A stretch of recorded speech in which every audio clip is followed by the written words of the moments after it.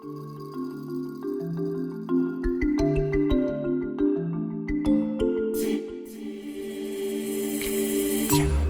are here to introduce writers and authors a new program on AIL TV.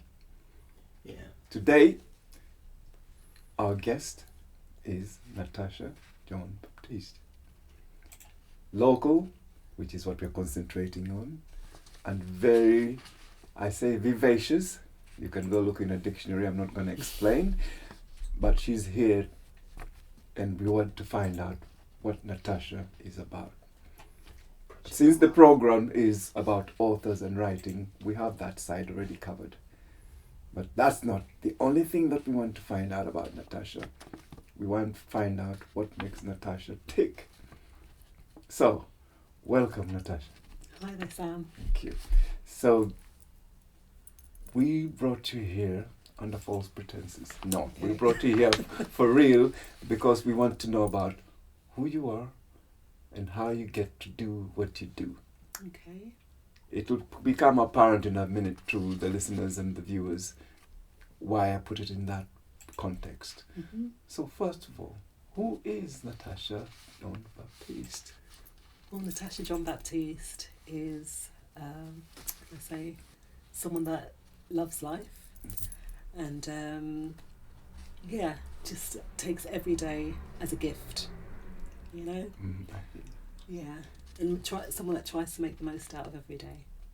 Fantastic. I mean, I must admit I've known you a few years, but we don't interact as much.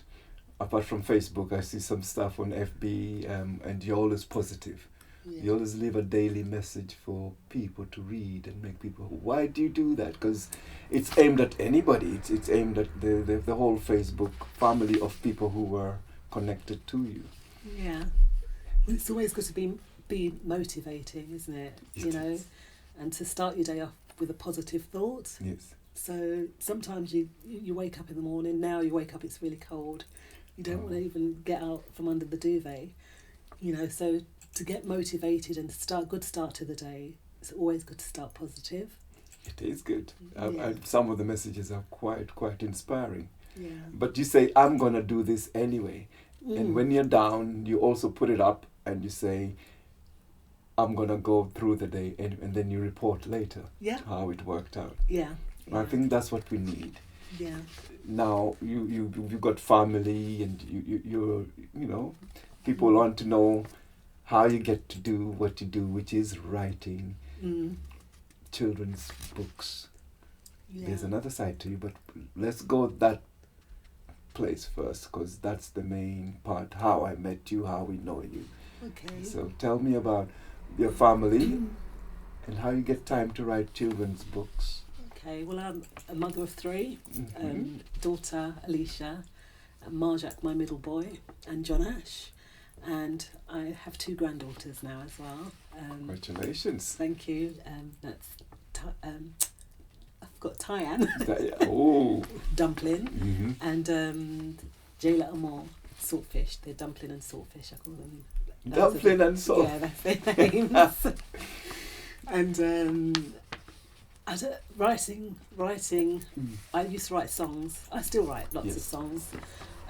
But one day I was out, you know, in Waterstones and realised that there wasn't much books of colour, for people of colour.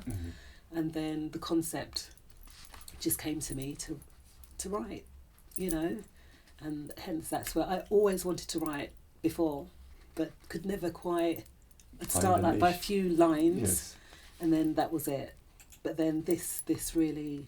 But before, what were you thinking of writing in those, you know, moments when you're thinking, oh, I'm gonna write? What was going through your mind? Novels, the kind of thing that you are reading. Yeah. More novels. More novels than anything. Yeah. So how do you jump from that to a children's book? And when I'm talking about, you're talking what, under 10s? Yeah. They're very good concepts, but you know, you've sort of conceptualized it into something very specific. Yeah. Well, they're based on Black history, or history as a whole, world history. Yes. And just helping our youngsters, you know, especially our young boys. I don't know what's happening with them. The system, or maybe something's failing them right now. So something positive again, a positive thing where youngsters can see, wow, there's someone like me that has really added to society, can help, you know, that has helped progress, that has helped make progress. And that was the whole reason. So build up confidence, yeah, you know, self-esteem, yeah, from very young, because we tend to start attacking children at 14. Oh, what's wrong with him? Whereas we didn't address them when they were younger. And that's from the womb. That's from I always the say womb. teach from the womb, and then, you know, we continue in that way. Tell me, you used to read to your womb when you were pregnant. You used to do that? I did, with not so much with my first two, but with John Ash, I got rid of the television, and I read. That's all I did was read books. Well, you forgot one thing. You used to play music to them as well, didn't you? Oh, yeah. All my children love music. Yeah. They all love music because we're a musical family. So we come from a musical background. So, they write, they're creative, you know, they sing, Fantastic. they do it all, you know, so yeah. They're music doing well, is... the family's doing well, so you're a good example to your family and the extended and others outside. Now, if we look at the books, let's take one. There's one right here. So that's Mosey That Meets the Inventor, John Lee Love. I read that to Tyann on Friday night. I said, she made me read both of them. She made me read both the books. And I thought, wow, these are really good. I mean, they're there. At the moment, they're in a suitcase. You still get excited by reading the book you wrote. Yes. That's what I tell authors to do, you know, get excited about your work. Yeah. But there's something peculiar about the way you've arranged your book. It starts with the thing about history is, and then you go into the title of the book. Yes. What was that? You had to make sure that you're aiming at the Black history, or the history of the author, or the history of the character. What made you use that concept? One thing about history came from my youngest, John Ash. So when we was looking for a title of the book, we were going through all different kinds of this thing about history, this or whatever, and he says, oh, one thing about history sounds really good. And I thought, John Ash, that's brilliant. All right, then we'll go with that. And that's where one thing about history was born. So it's considered a series of... Yes. A collection of... How many of them have you done so far? I've done 5. 5. And two are published now. Okay. So complete 5. They've already been done. So you just... they're written. They're written. So it's a matter of just putting them, the other ones in book form. Yes. So we meet Garrett Morgan and Sarah Good is someone else that we meet, and obviously John Lee Love and Alexander Miles. Yes. So those are the first 4. But then there's another novel that I've written. It's more of an adventure story. What age group is this one aimed at? It's slightly older, so we can say, well, maybe from 6 if you like reading, from that age and you're quite coherent in reading. Yes. Then from maybe about that age, and it's about a young boy called Hassani. Hassani? Yes. Wow. Hassani and the Time. How is a big book, or just? It's a good novel. It's a good read. So it's not just a short story, but it's an adventure. Is a startup novel for somebody who's beginning to read, or is it any time it can be read? You know what I mean? Yeah. When people are graduating from picture books into novel, is that something you are looking at, or? Yeah, you know, like Roald Dahl. Yes. I love Roald Dahl and the way that he wrote with the little squiggly drawings, illustrations, and it's that kind of book. Okay, so it is a sort of a graduation from. Yeah. Tell us about Mossy. As we are looking at this, I see Mossy meets the inventor John Lee Love, the broken pencil, and then you got the characters, you got the faces in front. Yes. Very well presented, I must say. Mm. If people can see it on screen now, it's beautifully presented. The smiles and the putash. I know. Tell us just a little about John Lee Love. Okay, well, John Lee Love, he invented a pencil sharpener. It's the ones, you know, the ones that we see in school Yes. with the little handle. So that's the one that he Or the actual invented. the grill, the grinder. Yes. Okay. Yes.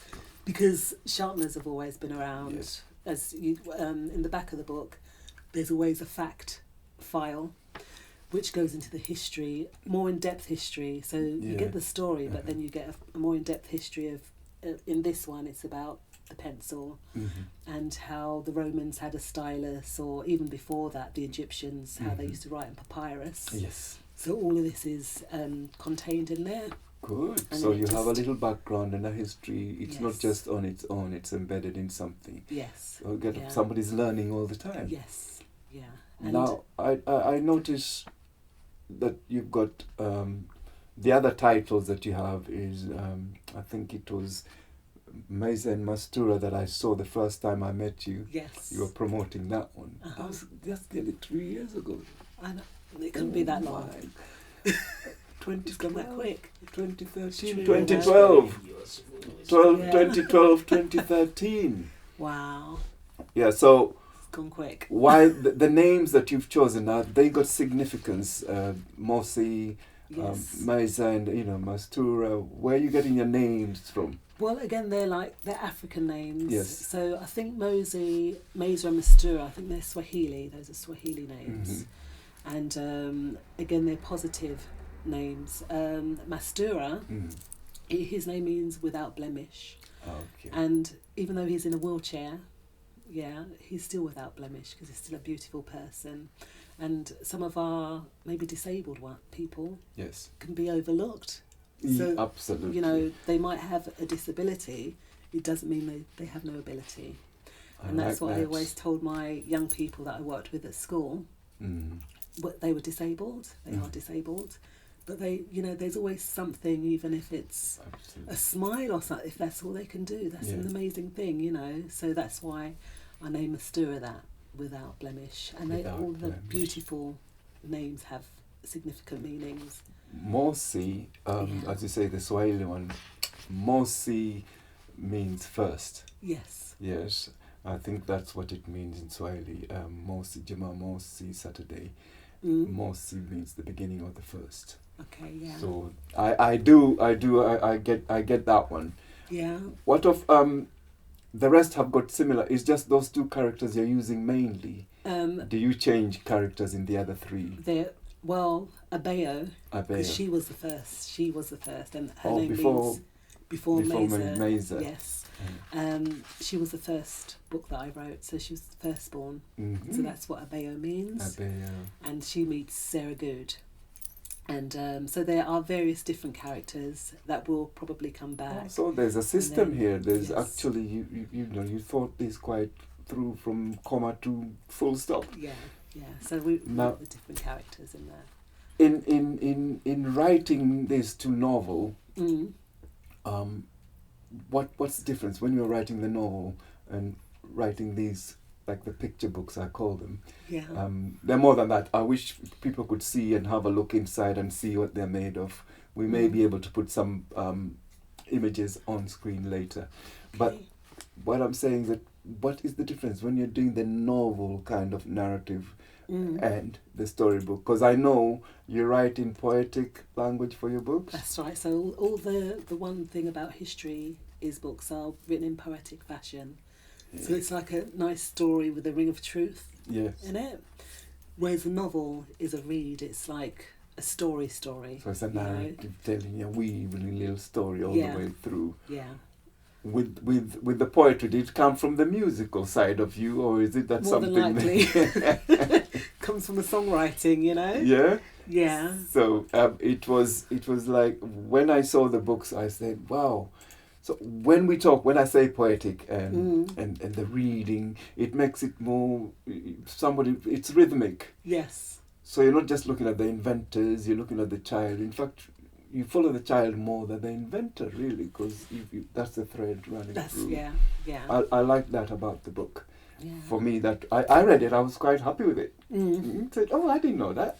That's where we learn something. That's it, coming away with something that can be passed on. Yes. Or knowing that, wow, well, they invented this and they made an impact. I could make an impact as well. That's another aspect of it that you can, or another way you can look at it. We always categorize books as age and what have you. Sometimes such books may be used for special needs education and other areas, for even grown-ups who are learning how to read or learning English for the first time. Yeah. So it can go anywhere. Exactly. But we restrict age because the publisher tells us it has to reach. Such, yeah. So now, when we say poetic and you say music, there's another side to you, isn't there? Right. You sing, songwrite, produce, dance. Yeah. Yes? That's you. Yeah. Some people would have heard of you and seen you. Is that the name? You always go under the name of Natasha John Baptiste? Or no. you've been switching names when you've gone? I used to be Songstress. Songstress. But we took the stress out of the song. So I became Song. Okay. And then on a journey to Africa, that's when I adopted my spiritual name, Song. I was Song. Saw Wimbo. And then Wimbo was adopted. So now that's how I go. My friends call me Wimbo. If we had to look at the genre of music that you kind of sing, which one is it? Soul, R&B, jazz, pop. When I go out and do gigs, I do, all the classics, soul, Motown, that kind of thing. And when I'm writing, there's no specific genre. Again, I just, whatever comes out is what's presented. Now, you're hiding under this bushel, but we know, I read somewhere, you've been singing with quite a lot of top names. Right. I saw, can you say one or two of them just to finish off this session? I've blow your trumpet. Desmond Dekker. That was a function for my brother, who sadly was knocked over when he was 2. So we would leave for Jan Buggy. Yes. So we had the privilege of working alongside Desmond Dekker. Wow. Otis Grand was on that bill as well. And the Atlantic Soul Machine, of which my dad was part of. My dad, he was in a band called the Greyhound. Yes. That was from back in the day, like 1960s. Wow. And they had a couple of hits in, around the world. And I heard you've had session with Sister Sledge. Sister Sledge, yes. Yeah. And the Gypsy Kings. Gypsy Kings? Yeah. So how do you sing with Gypsy Kings? Or the background? No, it was all there. You jam together, that kind of thing. Session. Okay. Yeah. You still do concerts. You still do singing, live entertainment. Yes, I do. In fact, I have a gig on the 14th of February. If anyone wants to come down to Cricklewood. Well, you had it here first. On that note, I think we'll have to bring this to a close.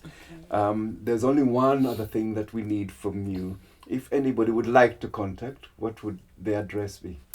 It's One Thing About History at moonfruit.com. That's my website. Okay. So they can contact me there. Thank you, Natasha. Okay, thank you. Thank you.